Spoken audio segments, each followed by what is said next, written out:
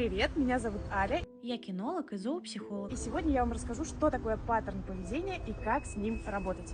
Паттерн поведения собак простым языком можно объяснить как закрепленное поведение или закрепленная реакция. Знакомьтесь, это Буч, и он лает, когда называет код от домофона. Алло, да. 60К, 42, 31. Заходите. Как же изменить такое поведение? 60К, Да, молодец. 42, 31. Заходите. Да, молодец. Смотрите скорее, какого результата мы достигли после одного занятия. Давай без подкармливания.